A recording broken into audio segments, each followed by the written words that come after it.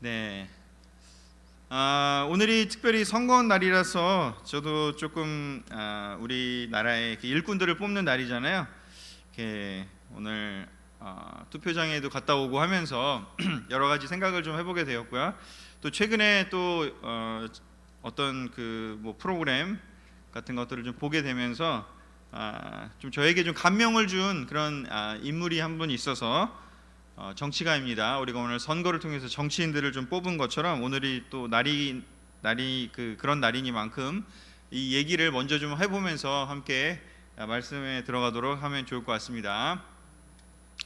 그 영화 어메이징 그레이스라는 영화가 2000년대 초에 그 헐리우드에서 이렇게 만들어져서 전 세계에 나오기도 했고요. 또 우리나라에서는 이렇게 그때 잠깐 있었다가 2000년 후반에 2018년인가 19년에 잠깐 재개봉을 하기도 했었다고 하더라고요. 영화 제목이 어메이징 그레이스인데요. 누구에 대한 이야기냐면 영국의 노예제도 폐지에 기여한 윌리엄 윌버포스라는 그런 분의 일대기를 그린 그런 영화라고 합니다. 여기 이제 닥터 스트레인지 역할을 했던 그 컴버비치 배우도 나오고 해서 그분 보러 들어갔다가 이 영화를 알게 되는 분들도 있을 정도로 이렇게 조금 이렇게 중요한 인물들도 좀 등장을 하는 그런 영화고요. 혹시 영국의 노예제도 폐지 뭐 이런 내용 좀 뭐 들어보신 적 있나요? 네, 네. 이 윌리엄 윌버포스 같은 경우는 이렇게 그리스도인이 돼서 하나님을 알게 되고 하나님이 모든 사람을 다 하나님의 닮은 그런 창조물로 만들었다는 걸 이제 깨달으면서 이 노예제도가 진짜 하나님 뜻에 맞지 않구나를 보면서 이제 그거를 개혁을 하려고 마음을 먹게 되었다라고 하더라고요. 그래서 근데 이제 왜 영화 제목이 어메이징 그레이스냐를 봤더니 윌리엄 윌버포스에게 이 분에게 영향을 준 사람이 존 뉴튼이라는 성공회 영국 국교회인 성공회의 신부님인데 존 뉴튼. 근데 이분이 바로 어메이징 그레이스의 그 가사를 작사하신 분이라고 합니다. 근데 이분이 그 어메이징 그레이스의 이 가사 나 같은 죄인 살리신 그 노래를 작사하시게 된 그 내용이 자기가 경험했던 내용을 작사를 한 거라고 해요. 자기가 예전에 신부가 되기 전에 하나님을 알게 되기 전에 제대로 알게 되기 전에 이 바로 그 흑인 그 노예 무역에 거기 어떻게 보면은 이렇게 같이 일을 했던 거예요. 그래서 그때 저질렀던 그 자기의 그 잘못 죄를 뉘우치면서 자기가 얼마나 잘못했는지 하나님이 창조한 그 똑같은 하나님의 형상을 닮은 그 사람들을 그렇게 괴롭히고 또 팔고 사고 팔고 했던 그게 너무너무 안타까워가지고 그거를 이제 회개하게 되면서 하나님 올바로 알게 되고 성경을 배우면서 그러면서 이제 그걸 이렇게 자기가 회개하게 된 것을 이렇게 감사하는 내용이 바로 이 어메이징 그레이스라고 하더라고요. 그래서 이 영화 제목이 어메이징 그레이스. 주인공은 윌리엄 윌버포스지만 그리고 영화의 내용은 영국의 그 노예제도가 폐지되는 그 긴 여정을 담은 거지만 우리에게는 이런 스토리는 우리가 모르고 그냥 노래가 너무 좋아서 우리가 많이 불렀었죠.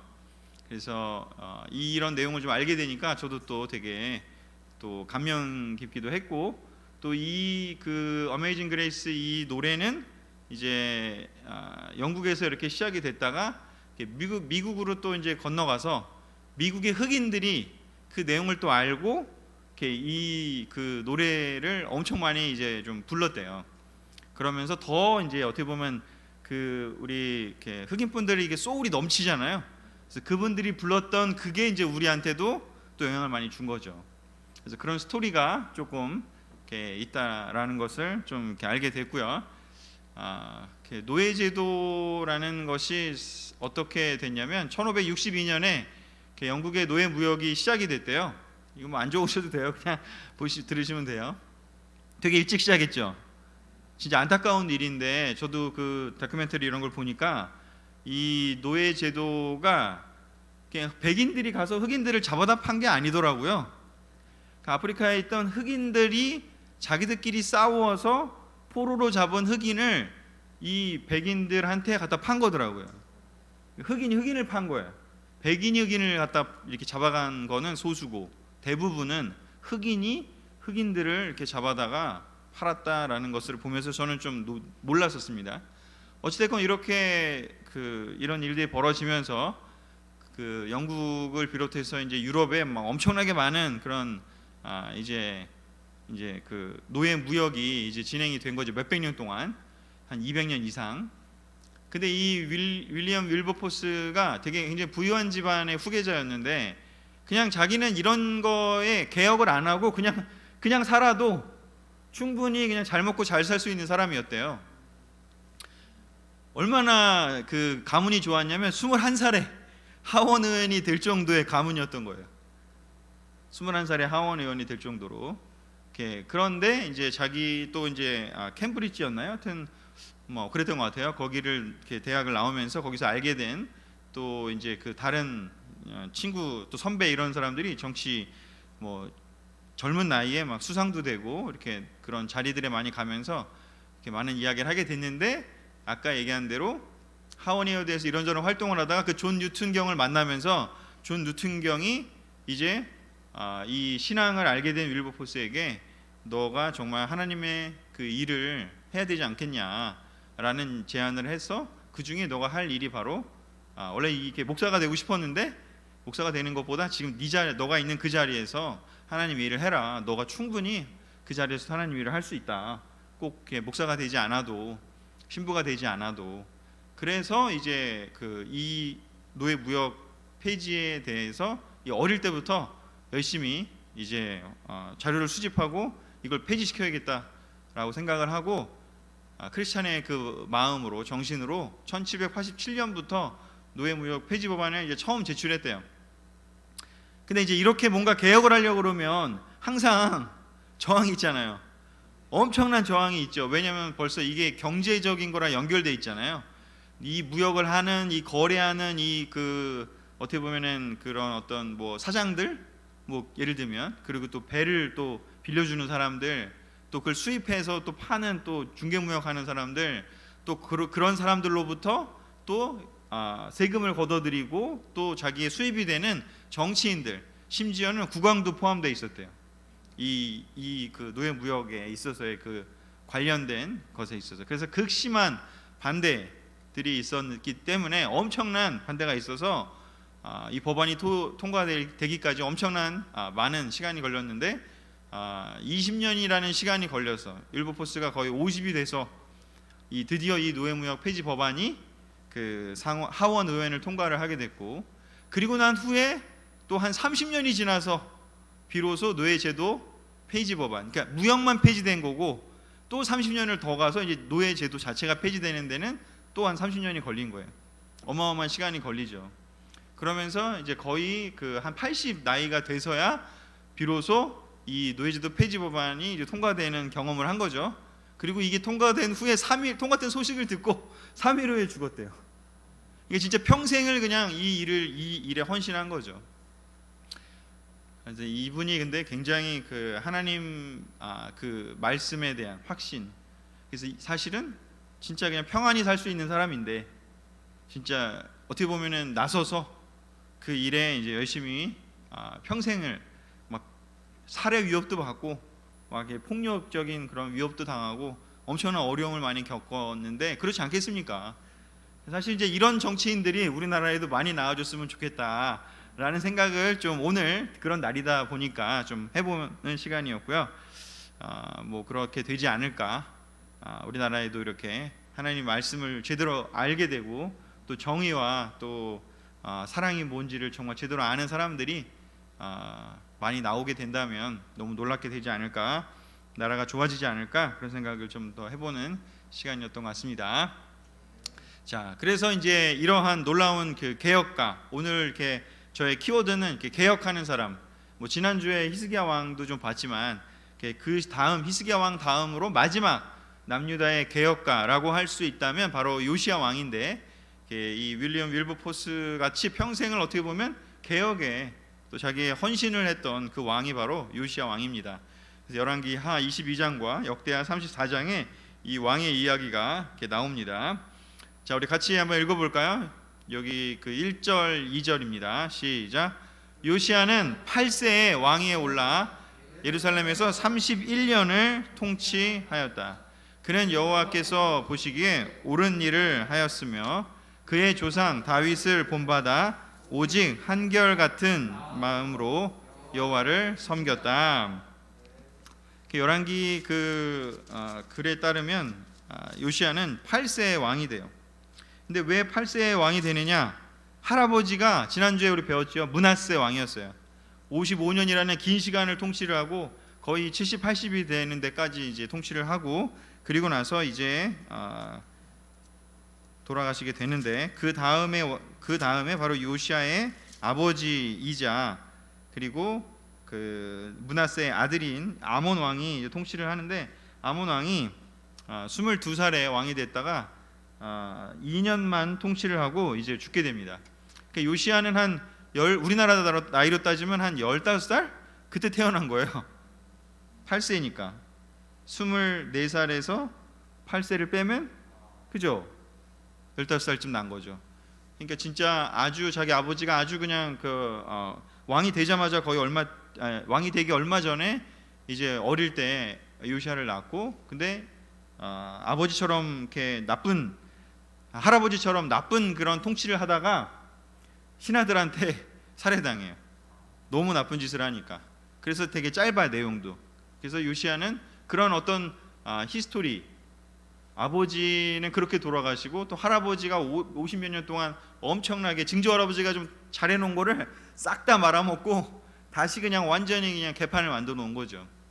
그런 상황에서 요시야가 8세의 왕이 돼서 31년을 통치를 하게 됩니다. 39, 우리나라 나이로는 40 정도까지 통치를 하게 되는데요. 근데 그에 대한 평가는 어떤지요? 여호와께서 보시기에 옳은 일을 하였으며 그의 조상 다윗을 본받아 오직 한결같은 마음으로 여호와를 섬겼다. 예배드리시는 모든 분들이 아마 하나님한테 이런 평가를 받는다면 너무 좋지 않겠습니까? 응? 할렐루야, 그죠? 아멘. 최고의 평가가 이게 아닐까. 그는 여호와께서 보시기에 옳은 일을 하였으며 그의 조상 다윗을 본받아 오직 한결같은 마음으로 여호와를 섬겼다. 이런 평가를 받을 수 있다면 너무 좋을 것 같습니다. 그렇지 않던 많은 또 다른 그 분들의 평가와 비교하면 너무나 정말 놀라운 평가가 아닌가 싶은데요. 바로 이 요시야 왕의 개혁에 대해서 좀 살펴보도록 하겠습니다. 자, 제가 이렇게 드렸다시피 아버지는 아몬 왕이었고요. 이렇게 2년간 통치했고요. 할아버지는 므낫세 55년. 자, 거의 한 60년 가까이를 어떻게 보면 나라가 망가진 상태예요. 그런 긴 시간, 여러분 6년 7년도 만약에 뭔가 이렇게 막 안 좋은 제도가 막 이렇게 지속되고 안 좋은 리더가 막 통치하면 나라가 막 혼란스럽지 않아요? 근데 60년 정도를 그런 상황이었다라고 하면 온 나라가 어떻겠습니까? 부정부패가 판을 치고요. 힘 있는 사람 위주로 모든 게 돌아가고요. 그 아세라 여신 바알 신을 숭배한다는 게 바로 그거거든요. 힘을 숭배하는 거예요. 하나님의 정의가 아니라 하나님이 구약 시대에 가장 강조했던 게 뭐예요? 가난한 사람, 가난한 과부와 또 그런 어떤 이방인들을 이렇게 돌보고 정의가 강물처럼 흐르도록 하는 게 하나님의 말씀이었는데 그런 게 다 사라지고 이제 그냥 어떻게 하면 우리가 힘세질까? 어떻게 하면 우리가 더 다른 나라와 견줄 만큼 그냥 잘 살게 될까? 그거에만 관심이 있었던 거죠. 많은 것들이 다 망가진 시대에 요시야는 왕이 됐어요. 사실 그랬다면 굉장히 그냥 자기 입장에서는 아까 윌리엄 윌버포스처럼 그냥 자기는 그런 거 신경 쓰지 않고 그냥 잘 먹고 잘 살고 그냥 주위의 사람들이 하라는 대로 해도 되지 않았겠습니까? 근데 이 왕은 요시야 왕은 다른 일을 하게 됩니다. 어떻게 이런 마음을 가졌는지는 뭐 여기에 비결은 나오지는 않지만 신기한 것은 그는 이런 역대기의 평가에 의하면 놀라운 개혁을 하게 됩니다. 그래서 그가 했던 개혁을 크게 세 가지 정도만 살펴보도록 하겠습니다. 두 가지 정도. 두세 가지 정도 살펴보도록 하겠습니다. 첫 번째, 성전을 수리를 했다라고 나오는데요. 우리 역대기하 34장 3절과 8절을 제가 적어왔습니다. 함께 읽겠습니다. 시작.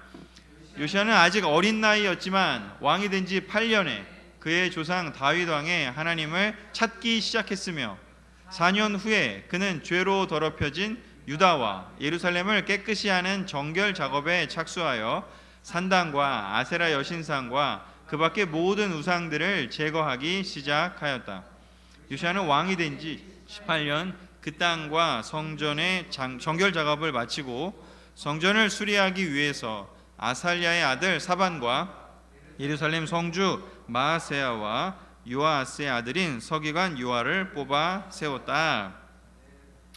아마도 너무나 극심하게 나라를 망가뜨리고 있는 그 아버지 아몬 왕을 이렇게 어떻게 보면 죽였던 그 신하들, 그리고 어떤 그 정의를 좀 이렇게 추구했던 대제사장과 그런 어떤 그 숨어서 있지만 힘은 없었지만 하나님을 섬기는 사람들이 요아스를 좀 도왔지 않을까 싶은 생각이 좀 들고요.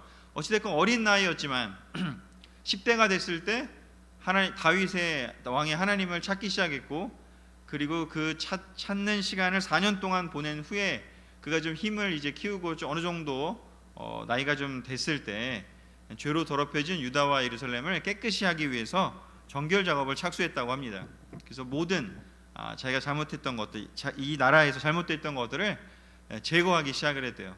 먼저 우리도 잘 보면 여러분 이렇게 그 다음에 이제 성전 작업을 수리하는데 이렇게 보면 우리도 보면 뭔가를 하려면 뭔가 이렇게 그동안 좀 잘못된 습관들이 있기 때문에 내가 뭔가 망가지지 않습니까? 그래서 먼저 멈추는 것이 필요하고 그 다음에 뭔가 새로운 것들을 세우는 게 필요한 것 같아요. 기존에 게 뭔가 이렇게 그냥 다 그대로 있는데 그 자리에서 뭔가를 새로 세운다는 것도 사실 좀 어불성설이지 않겠습니까? 그래서 이 성전을 수리하게 되는 그 내용을 생각해 보면 성전을 수리하는 것, 참 구약 성경에 특별히 많이 이 표현들이 많이 나오죠. 모든 개혁가들은 시작은 성전을 수리했습니다. 그게 뭘까요? 하나님께 자기의 마음을 드리는 거죠. 하나님과 연결되는 걸 먼저 했다라고 볼 수가 있습니다. 구약 시대의 성전은 하나님을 만나는 곳이었기 때문에 하나님과의 만남을 이제 고쳤다라는 거죠. 성전이 없어졌다, 성전이 문이 닫혔다, 성전이 망가졌다라는 뜻은 하나님과의 만남의 장소가 사라졌다는 거죠. 그래서 성전을 수리했다라는 것의 의미는 바로 뭘까? 하나님과의 연결을 회복했다라는 뜻이 될 겁니다. 근데 이제 유대인들이 포로로 끌려가고 성전이 바빌로니아에 의해서, 또 나중에는 신약 시대에는 이제 그 AD 70년경에는 아예 성전이 다 로마 군들에 의해서 파괴가 돼요. 아예 성전이 없어져요. 그래서 어떻게 보면 예수님도 그 부분들을 미리 알았고 이제 유대인들에게도 성전이 그냥 건물이 아니다, 그 본질이 뭐냐, 하나님과 연결이다라고 해서 성전을 수리하는 것의 의미가 바로 뭘까를 예수님이 먼저 성전을 정결하게 하시면서 그걸 보여주었던 것이고, 바울을 통해서 성전이라는 것이 바로 우리의 몸이다라는 개념을 이제 알려주면서 이제 성전의 본질이 바로 뭘까? 하나님과의 연결이다. 모든 개혁의 시작은 하나님과의 연결을 회복하는 것이다. 하나님과 연결됨, 성전을 수리하는 것이 없이 다른 어떤 많은 인간적인 지혜를 시작을 하는 것은 순서가 좀 뒤바뀐 것이죠. 바로 그렇기 때문에 성전을 수리하는 것을 우리 신약의 정신과 성경 전체의 것으로 봤을 때 세 가지를 얘기할 수 있을 겁니다. 첫 번째는 몸의 회복이죠. 우리의 몸이 하나님을, 모든 몸들이, 모든 생명체들이, 특별히 하나님 창조하신, 하나님을 닮도록 창조한 우리 한 명 한 명이 바로 하나님이 계시는 성전이죠. 성령이 거하시는 성전이죠. 여러분 한 명 한 명이 그렇게 너무 놀라운 성전인 것이죠. 그래서 바로 윌리엄 윌버포스도 바로 그런 것들을 이제 공부했기 때문에 이 사람을 함부로 다루면 안 된다. 사람을 어떻게 짐승처럼, 가축처럼 그냥 사고 팔고 함부로 그렇게 대할 수 있을까? 그렇게 하면 안 된다라는 것을 이제 깨닫게 됐고, 자기의 온 삶을 바쳐서 그 노예제도 폐지를, 또 그 노예 무역을 금지하게 하는 그런 일들을 한 것이죠. 몸의 회복이에요. 여러분의 몸은 요즘 어떻습니까? 디모데서에서나 고린도서에 보면 몸을 단련하는 것에 대한 이야기가 나옵니다. 물론 그 이야기는 마음을 단련하고 영적인 것을 훈련하는 것을 설명하기 위해서 나오지만, 그죠? 근데 거기에 뭐 기본적으로 그 안에는 뭐가 있냐면 몸을 훈련하는 것이 되게 중요하다는 이야기를 하고 있습니다. 몸이 망가져 있는데 마음과 영이 이렇게 올바르게 설기는 정말 어려운 것이죠. 그래서 저는 여러분에게도 권고하고 싶습니다. 모든 여러분이 잘 지내고 싶으시면요, 여러분 운동하세요. 거기부터 시작이에요. 정말로. 저도 그 재작년에 수술하고 나서 이렇게 그 병원에서 이렇게 한 5일 정도의 그 스케줄로 이렇게 뭘 해라 이렇게 몸을 훈련시키는 게 있어요. 처음에 이렇게 들이마셔 갖고 그 호흡을 하게 하는 그거를 훈련시키고요. 경훈이 해봤지? 그거 생각보다 엄청 어려워. 이렇게 들이마시는 거예요. 하루는 그게 안 돼요. 첫날은 이렇게 숨을 이렇게 깊게 들이마시는 것도 안 돼요. 근데 그것도 가만히 있으면 안 되고 훈련해야 되는 거더라고요. 하루 종일 그 훈련을 계속 시켜요. 했냐 안 했냐 물어보고요. 안 했다고 빨리 하라 그러고, 그리고 둘째 날은 그 옆에 있는 거 짚고 이렇게 걷게 만들어요. 거기를 옆에서 그때 도와주는 사람들이 이렇게 붙들어주고 걸어요. 셋째 날에는 그거를 또 더 많이 걷고요. 그러고 나서 어떻게 해요? 배에서 가스가 나오는지를 또 체크를 해요. 그리고 그때 한 그 며칠 지나면요, 제가 너무 하고 싶었던 게 뭐였냐면요, 재채기를 그냥 너무 시원하게 한번 하고 싶어요. 재채기를 할 수가 없어요. 배를 이렇게 수술했기 때문에 재채기를 할 수가 없어요. 배가 아파가지고. 재채기를 처음에 며칠 지나서 했을 때 너무 기쁘더라고요. 정말 여러분, 재채기가 얼마나 소중한 건지 여러분은 한번 경험해 보셔야 돼요. 제가 예전에 이렇게 여기 야구하다가 그 저기 쇄골이 부러져가지고 그때도 한번 이렇게 깁스하고 수술한 적이, 아니 수술은 아니고 재채기를 그렇게 못해가지고 힘들었던 적이 있었는데, 어찌됐건 우리 몸에 어디 이렇게 망가지면 참 너무 힘들어요. 여러분, 근육을 키워야 됩니다. 근데 진짜로 몸의 건강 굉장히 중요합니다. 하나님이 우리를 이렇게 여기 성경에도 이렇게 소마라고 해서, 이렇게 소마가 몸이거든요. 굉장히 중요하게 얘기를 해요. 예수님 또 그리고 여기 그 아까도 얘기했지만 고린도서 또 디모데서에도요, 이렇게 몸을 우리가 단련하듯이 우리의 영혼을 단련해 이렇게 표현하고 있습니다. 여러분 운동하셔야 됩니다. 살 빼셔야 되고요. 당뇨 이런 거 걸리지 않도록 함부로 당 많이 드시면 안 되고요. 진짜 열심히 먼저 몸부터 단련하셔야 돼요. 나 마음이 괴로워. 그러면 운동 먼저 하시면 돼요. 땀 먼저 좀 흘리세요. 땀 흘리고요. 아무 생각 없이 진짜 유산소 운동도 하시고 근력도 키우시면요, 그 다음에 마음이 회복할 수 있는 공간이 열립니다. 성전을 수리하는 것의 시작은 여러분 몸의 회복이라고 이야기할 수 있습니다. 몸의 회복이 되고요. 그 다음에 몸의 회복이 되면 그 다음은 어떻게 하고 싶냐요? 몸을 자랑하고 싶습니다. 몸을 막 쓰고 싶어요. 마음을 회복하려고 몸을 단련했는데 그걸 자기 자랑에 쓰는 사람들이 생길 수가 있다라는 것이죠. 그죠? 근데 중요한 거, 우리는 성전을 수리하는, 또 하나님과의 커넥션을 회복하는 그런 내용에 대해서 지금 이야기를 하고 있습니다. 몸의 회복, 그리고 마음이 회복될 필요가 있습니다. 마음의 회복이요. 요시야 왕이 아까 뭐라고 표현되어 있죠? 그의 조상 다윗 왕이 하나님을 찾기 시작했다고요. 바로 찾는 것에 시작되죠. 모든 것의 시작은요, 마음의 시작은요, 하나님을 찾는 데서 시작이 되죠. 마음의 회복이요, 그냥 내가 왜 이럴까, 그냥 이렇게 나를 분석하는 거 다 할 수 있어요. 하지만 그것은 그냥 이렇게 분석하는 데까지는 돼요. 이해하는 데는 돼요. 근데 회복하는 거에는, 마음의 회복에, 회복하는 데에는 우리 성령님의 도우심이 반드시 필요합니다. 세상에 있는 많은 뭐 심리학, 뭐 상담학 이런 거는요, 이해하는 데는 도움이 돼요. 근데 여러분, 이해하는 거하고 회복하는 거랑은 차이가 있어요. 그죠? 예수님이 성경에 봤을 때 굉장히 많이 강조한 것 중에 하나는 뭐냐면요, 그냥 해보라고. 그죠? 진 이겨갖고 실로암 못에 가서 씻으라고. 그건 그냥 믿고 그냥 해야 돼요. 마음의 회복은요, 예수님 말씀에 그냥 내가 믿고 그대로 해보는 거예요.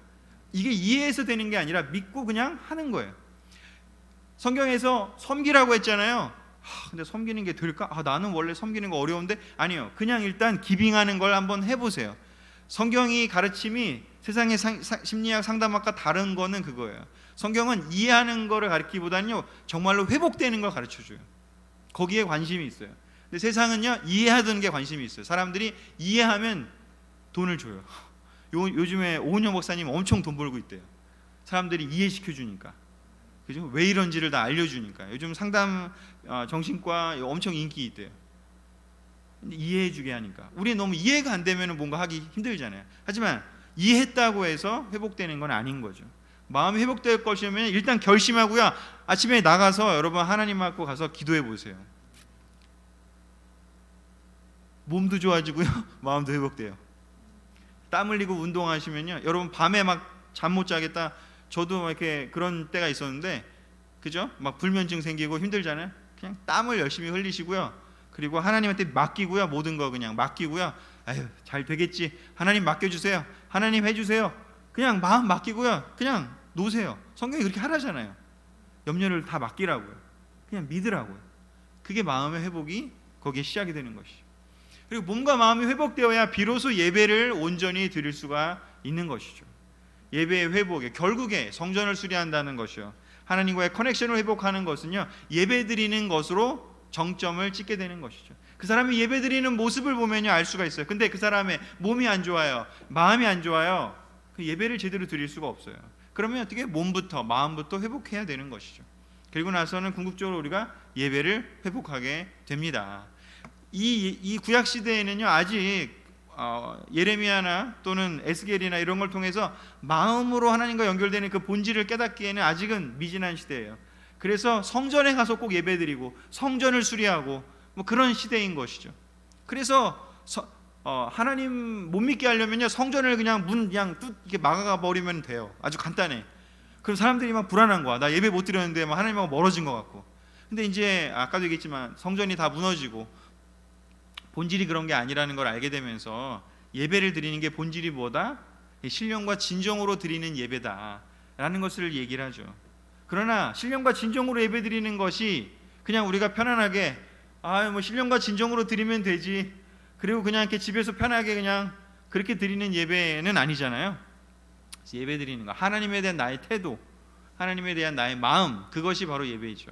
그래서 그 모든 몸과 마음이 회복됐을 때 비로소 요엘에 나온 것처럼 너희는 다른 걸 옷을 찢고 막 그런 어떤 외적인 행동을 하는 것이 아니라 너의 마음을 찢어라 라고 얘기하는 것이 바로 예배의 회복인 것이죠. 요시야는 바로 이렇게 성전을 수리했습니다. 다시 예배를 드릴 수 있도록 준비를 했던 것이죠. 히스기야도 그랬고요. 모든 예배 또 이 하나님과의 커넥션의 시작, 개혁의 시작은 바로 이 세 가지로부터 시작되었음을 우리가 한번 깊게 생각해 봤으면 좋겠습니다. 자, 그리고 두 번째요. 요시야의 개혁 두 번째요. 역대하 34장 14절 또 19절 21절 26절 27절을 제가 그냥 조금 이렇게 정리를 해서 왔습니다. 같이 읽어보겠습니다. 시작. 어느 날 대제사장 힐기야는 성전 안에 두었던 헌금을 끄집어내다가 모세를 통해 주신 여호와의 율법책을 발견하였다. 왕은 그 율법책에 기록된 말씀을 듣자 두려워서 자기 옷을 찢고 당신들은 가서 나와 그리고 이스라엘과 유다에 아직 남아있는 사람들을 위해 이 책의 말씀에 대하여 여호와께 물어보시오. 예언자 훌다는 왕에게 이렇게 전하라고 일러 주었다. 그러나 너는 그 책에 기록된 말씀을 듣고 또 내가 예루살렘과 그 주민들을 벌하리라는 말을 들었을 때 내가 회개하는 마음으로 옷을 찢고 통곡하며 내 앞에서 자신을 낮추었으므로 내가 내 기도를 들었다. 아멘. 이렇게 다윗의 하나님을 찾았대요. 근데 말씀은 없었나 봐요. 신기한 게 그냥 이렇게 이 당시는 구전의 시대니까 상당 부분은. 그래서 이 제사장 힐기야와도 이 대화를 나누고 또 그렇게 자기 아버지를 아버지를 죽인 거는 너무나 미안하지만 그렇지만 어찌됐건 너무 악한 그 일들을 했기 때문에 그런 것들을 이렇게 돌리기 위한 마음을 가졌던 사람들과 아마 많은 이야기를 하면서 여러 가지 이렇게 정결하게 하고 잘못된 것들을 이렇게 고치었습니다. 하지만 요시야가 직접적으로 뭔가 이렇게 하나님 말씀을 들은지는 못했던 것 같아요. 누군가를 통해서 그냥 이렇게 구전된 걸 들은 거지 직접 들으지 못했던 것 같아요. 근데 그때 힐기야를 통해서 율법책을 발견합니다. 여기 율법책은 신명기일 것이다라고 학자들은 대체로 추정을 하는데 왜냐하면 그 율법책이라는 표현 자체가 이제 신명기 율법을 뜻한다고 합니다. 어찌됐건 그 율법책에 기록된 말씀을 이렇게 읽어줬을 때 듣게 되니까 너무 두려워서 자기 옷을 찢으면서 이제 이 책의 말씀에 대해서 좀 더 자세하게 이렇게 알아봐 줄 수 있는 그 예언자를 찾게 됩니다. 그래서 여자 예언자였던 훌다를 찾게 되고, 그 여자 예언자 훌다가 이제 왕에게 여러 가지를 설명해 주는데, 근데 그 책에 기록된 말씀을 듣고 여러 가지 일러줍니다. 그래서 근데 그 중에 하나님께서 이제 이렇게 요시야에게 얘기하라고 훌다를 통해서 전해줍니다. 그 내용이 무엇이었냐면, 너는 즉 요시야는 그 책에 기록된 말씀을 듣고, 성경책에 기록된 율법책에 기록된 말씀을 듣고 회개하는 마음으로 하나님 앞에서 자신을 낮추었고, 그래서 너가 요시야의 기도를 들었다라는 그런 이야기를 이제 훌다를 통해서 전해주게 됩니다. 말씀을 발견하게 되고요, 회개합니다. 우리의 이 시기에는, 지금 우리의 시대에는요, 이제 말씀이 너무 흔해요. 사실은 그렇지 않습니까? 성경책 보는 거는 너무 어렵지 않아요. 어쩌면 이 요시야 때처럼 성경책 자체가 없어가지고 그걸 찾기 어려운 시대는 아니죠.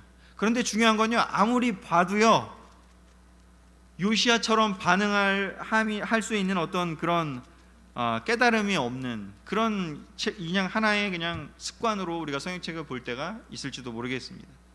정말 이 말씀이 내 삶에 영향을 주는구나라고 하면서 요시야처럼 이 얘기를 듣고 이것을 읽고 성경책을 읽고 하나님 음성을 듣고 두려워 떨면서 이게 내 이야기구나, 너무 하나님이 놀라우신 분이구나, 하나님이 살아계시는구나, 하나님이 이렇게 하시겠구나, 그냥 내가 가만히 있으면, 우리가 그냥 가만히 있으면 앞으로 이런 일들이 벌어지겠구나 라는 그런 어떤 정말 살아있는 하나님의 말씀으로 들었습니다. 요시야는.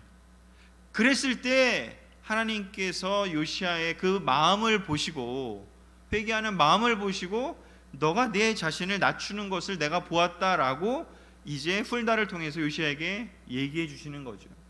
우리가 요시야처럼 성경이 없는 시대는 아니지만, 성경이 전 세계에 프린트돼 갖고 온 호텔 모텔에 막 다 비치되어 있지만, 그리고 우리도 얼마든지 성경책을 읽을 수 있지만, 요즘 뭐 번역본도 또 나왔어요. 요즘에 그 신학교에서는요, 요즘 새 한글 번역이라고 해서 또 한 번 이제 표준 새 번역 말고 또 새 번역 말고 더 최신의 이제 신학자들이 원문을 보고, 우리나라에도 이제 그 원문을 볼 줄 아는 신학자들이 많이 있거든요, 옛날에 비해서. 그래서 아예 원문을 보고, 영어나 이런 독일어 이런 것이 아니라 진짜 원문을 보고 직접 성경을 이렇게 연구하는 학자들이 모여가지고 요즘 젊은이들이 볼 수 있는 현대인의 성경은 별로 안 쳐주더라고요. 거기서 그분들 학자들은. 어찌됐건 그래서 요즘 또 새롭게 그렇게 번역된 것도 나오고요. 서점에 한번 가시면요, 성경책이 진짜 너무 많아요. 저는 요즘에 공동 번역으로 좀 많이 보고 있는데, 거기에 이제 뭐 외경도 있고 그 뭐 여러 가지 또 다른 것들 좀 봐야 되는 것들이 있어서 거기 보고 있는데, 어찌됐건 중요한 건요, 내가 무슨 번역으로 보든 무슨 것이 뭐 영어로 보든 한글로 보든요, 요시야처럼 이게 살아서 움직이는 말씀이 되어서 나에게 다가와야지, 그냥 습관으로 본다면요, 여러분 뭔가 여러분 스스로 이건 아니야라고 느낄 수 있어야 되지 않을까 싶습니다. 진정한 개혁은요, 말씀이 살아 움직여서 내 마음을 터치하고요, 내가 이걸 내 얘기로 듣고 하나님의 위대하심과 하나님의 놀라우심과, 그리고 또한 이러면 안 되겠구나, 내 삶을 정말 변화시켜야겠구나 라고 하는 그런 회개를 촉구해주는, 나의 변화를 촉구해주는 그러한 말씀의 읽기가 되어야지 진정한 개혁이 되는 것이 아닌가 싶습니다. 요시야 때는요, 없어서 못 읽었지만 우리는 있는데도 그걸 못하고 있다면 그거야말로 얼마나 안타까운 일이 되겠습니까? 너무나 안타까운 게, 교회는 너무나 많은데 이 나라는 점점 더 어떻게 되면 교회가 오히려 성경 말씀과 거꾸로 가는 그런 시대가 된다는 너무나 안타까운 일이지 않겠습니까? 다윗은요, 하나님이 나단을 통해서 물론 죄를 졌지만 도전을 줬을 때요, 사울처럼요 뻔뻔하게 굴지 않고요, 사울처럼요 하나님 알겠습니다, 하지만 사람들 앞에서는 제발 그냥 나를 인정해 주세요, 하나님은 없어요 사울에게는. 근데 다윗은 있었어요. 너무 두려웠죠. 너무 죄송합니다, 내가 너무 죄를 졌습니다 라고 하면서 다윗은 하나님께 자기의 잘못을 회개했습니다. 요시야가 지금 그랬고요, 다니엘이 기도에 두려워 떨면서 예레미야의 책을 발견하고 그 바빌로니아에서, 페르시아에서, 그 멀리 떨어진 곳에서 우리나라의, 자기 나라의 민족의 그 운명이 적혀져 있는 70년 동안 포로로 그렇게 있어야만 한다는 이야기를 듣고 두려워 떨면서 다니엘이 거기서 주저앉아서 기도하기 시작했을 때, 하나님이 그 다니엘의 태도를 보고 이제 내가 너를 보고 응답했다라고 이렇게 해서 천사를 가브리엘인가요? 그 보내시는 장면이 다니엘서에 나오지 않습니까? 성경에 놀랍게 모든 개혁을 한 사람들, 하나님이 하나님의 뜻대로 살았다라고 평가한 사람들의 공통적인 태도는요, 살아계신 하나님의 음성을 이 성경을 통해서 그들은 듣고 그것을 읽고 살아있는 하나님의 말씀으로 그들의 삶에 변화를 일으켰다라는 것이죠. 베드로전서 5장 5절에서 6절에 이렇게 되어 있습니다. 하나님은 교만한 사람을 대적하시고 겸손한 사람에게 은혜를 베푸십니다. 그러므로 여러분은 능력이 많으신 하나님 앞에서 자신을 낮추십시오. 때가 되면 하나님이 여러분을 높여 주실 것입니다. 진정으로 하나님이 보시는 사람은요, 이 세상에 어떤 일들을 이루어내는, 교회를 뭔가 의리의리하게 건물을 크게 짓거나 사람들을 많이 모으거나 사람들이 칭찬하는 설교를 하는 사람들이 아니라, 사람들이 보기에 그냥 쟤는 교회 오래 다녔구나, 크리스찬 오래됐구나, 그런 사람들이 아니라 하나님이 보시는 사람은요, 하나님 앞에서 반응하는 사람이냐 아니냐, 그것만이 하나님 보시기에 관건인 것이죠. 하나님 보시기에 건물 큰 거는 별 의미가 없어요. 성경책 한번 읽어보세요. 역사를 한번 보십시오. 아무리 의리하면 뭐합니까? 그 안에서 하나님 뜻이, 하나님 영광이 드러나지 않으면요, 내가 그거 언제 원했니 하면서 다 없애버리시죠. 그렇죠? 아무리 사람들이 많이 모이면 뭐합니까? 그것이 하나님을 올바로 섬기지 않는 그냥 종교적인 집회라면요, 이제 문을 닫았으면 좋겠다, 이사야서에 나오지 않습니까? 정말 중요한 건 무엇인가요? 우리가 한 사람 한 사람이, 우리가 정말 제자로서, 예수님의 제자로서 예수님께 우리가 드리고자 했던 그 올바른 태도요, 다윗의 태도, 요시아의 태도, 다니엘의 태도, 어떤 태도요? 하나님 앞에 겸손한 태도요, 하나님 앞에 반응하는 태도요, 살아서 정말 뛰는 그런 양심이 있는 그 마음이 있는 태도요. 정말 굳어버려서 딱딱해서 뭔가 하나님이 말을 했는데도 정말 안 듣는 그런 딱딱한 태도가 아니라 씨를 뿌릴 수 없는 그냥 메마른 그런 땅이 되는 것이야말로 가장 경계해야 되는 일이 아닌가 싶습니다. 자, 이렇게 크게 요시야가 두 가지 일을 했습니다. 너무 놀랍게 그런 개혁을 해냈습니다. 그래서 나라가 다시 회복이 되는 것처럼 보였습니다. 그런데 안타깝게도요, 요시야의 삶의 끝부분은 아까도 봤지만, 처음에도 봤지만 39쯤 됐을 때 안타까운 일로 이제 죽게 됩니다. 개혁가 요시야가 안타까운 죽음을 당하게 됩니다. 이집트 느고 왕에 의해서. 열왕기하 23장 29절에 보면 요시야가 왕으로 있을 당시 이집트의 느고 왕이 아시리아 왕을 치려고 군대를 이끌고 유프라테스 강으로 갔는데, 그때 요시야 왕은 무깃도에서 이집트 군을 막으려다가 느고에서 죽임을 당했다. 사실 예레미야나 아니면 몇몇 예언자들은, 예언서를 기록했던 예언자를 포함해서 요시야가 개혁했을 때 그때 당시에 있던 그 예언자들은 바로 요시야가 메시아가 아닌가라고 생각을 했었대요. 요시야의 죽음을 메시아의 죽음으로 볼 정도로 요시야를 그렇게 생각했다라고 합니다. 그리고 이 그 요한계시록에 여러분 아마겟돈이라고 나오잖아요. 그 아마겟돈이 뭐냐면 빼고요, 이게 마겟돈이 무깃도예요. 그래서 바로 이 무깃도의 전투를 얘기를 하는 거예요. 아마겟돈 전쟁이라는 게 요시야가 죽었던 그 무깃도 전쟁, 그것이 아마겟돈 전쟁의 그 이미지로 다가오는 거죠. 메시아가 죽었던 것 같은 그런 강렬한 전쟁 같은 느낌을 받습니다. 바로 그래서 요한계시록도 바로 이러한 요시야가 죽었던 이 무깃도 전투를 이제 이스라엘 사람들은 알고 있기 때문에 그걸 차용해서 계시록에 이야기를 한 건데, 어찌됐건 뭐 그거는 좀 추가적인 이야기고요. 중요한 건 개혁가였지만요, 요시야는 안타까운 죽음을 당했어요. 근데 그 요시야의 죽음을 생각해 보면요, 그 이 앞에 제가 지금 요시야의 죽음을 표현한 그 앞 구절이 25절 27절인데요 거기를 한번 읽어보겠습니다. 시작. 이처럼 요시야 왕과 같이 마음과 정성과 힘을 다하여 여호와를 섬기고 모세의 모든 율법을 철저하게 지킨 왕은 요시야 왕 이전에도 없었고 그 이후에도 없었다. 그러나 여호와께서는 므낫세가 행한 모든 악 때문에 유다에 대한 분노를 돌이키지 않으시고 이렇게 말씀하셨다.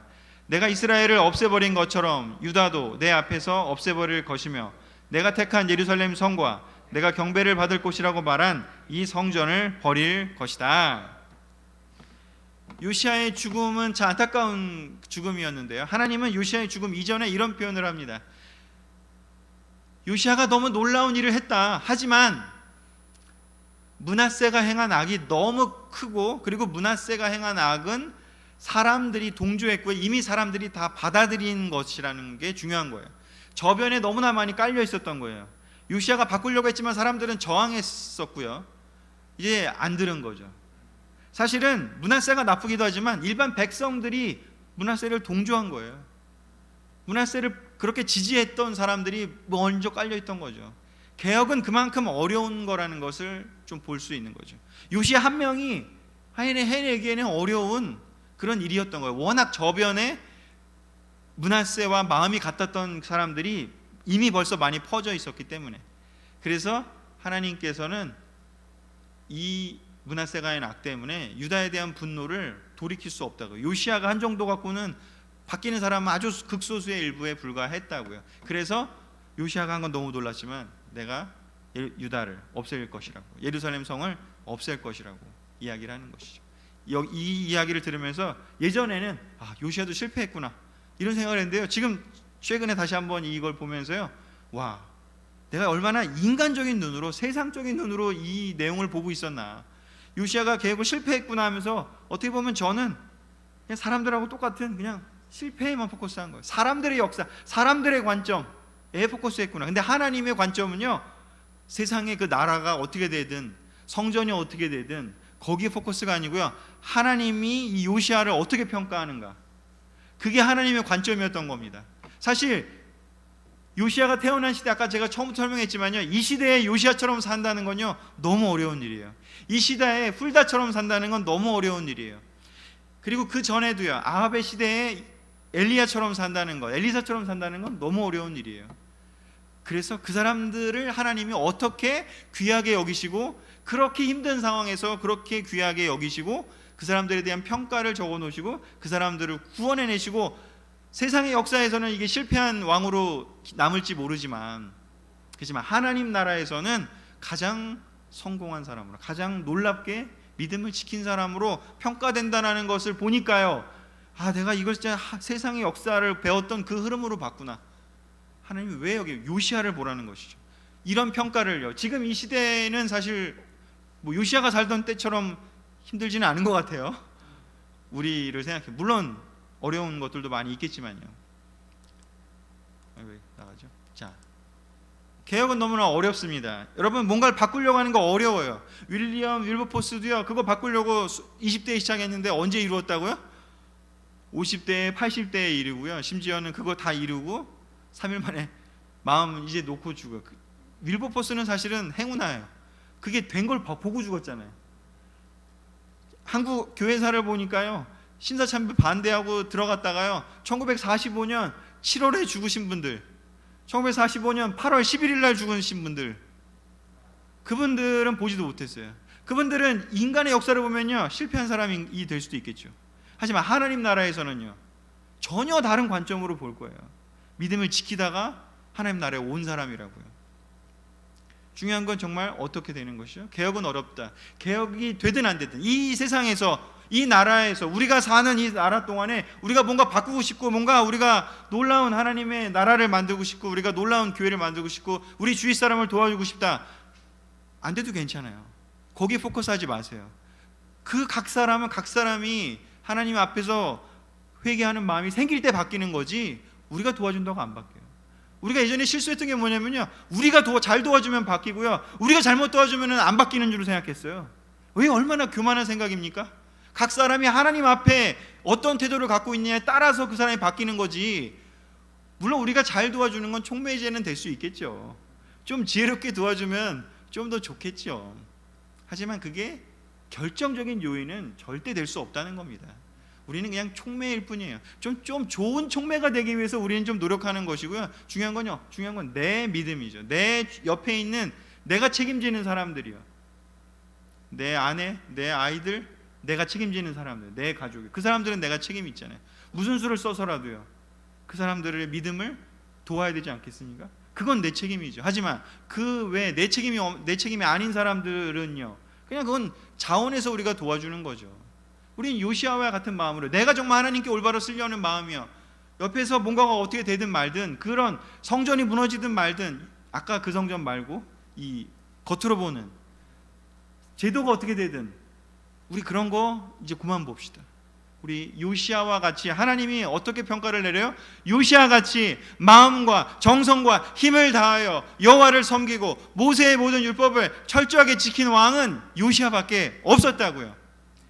그런 평가를 받을 수 있는 한 명 한 명 우리가 되는 것에 우리가 포커스해야지. 우리가 이 눈에 보이는 우리가 중요한, 우리가 보기에 중요한, 인간이 보기에 중요한 이런 어떤 것들에 우리 이제 신경 쓰지 말고요. 우리 이제 하나님이 보시는 거를 보는 삶을 살았으면 좋겠습니다. 저도 그러기로 결정을 내렸습니다. 내 몸이 성전이고 내 마음을 내가 책임져야 되고요. 내 마음이 요시야처럼 그렇게 개혁하는 것이요, 정결하게 하고요, 그리고 말씀에 흔들리도록 내 마음을 만드는 것이요, 말씀에 반응하는 사람이 되는 것이요. 개혁은 어렵습니다. 모든 개혁하는 사람들이 다 느낀 거예요. 우리만 느낀 게 아니라요. 어쩌면 내 뜻대로 빨리 되기를 바라는 게 교만한 마음인지도 모르겠어요. 내 뜻대로 좀 안 되는 것 같아 보여서 막 짜증내고 막 못 기다리고 안 달라는 게 더 내가 얼마나 교만한 건지를 생각해 봤으면 좋겠습니다. 개혁은 어렵습니다. 그럼에도 불구하고요, 하나님의 관점은요, 성경의 관점은 어떻다고요? 요한계시록 21장 6절 7절을 읽으면서 마치겠습니다. 같이 읽겠습니다. 시작. 그분은 또 나에게 이렇게 말씀하셨습니다. 이제 다 마쳤다. 나는 처음과 마지막이며 시작과 끝이다.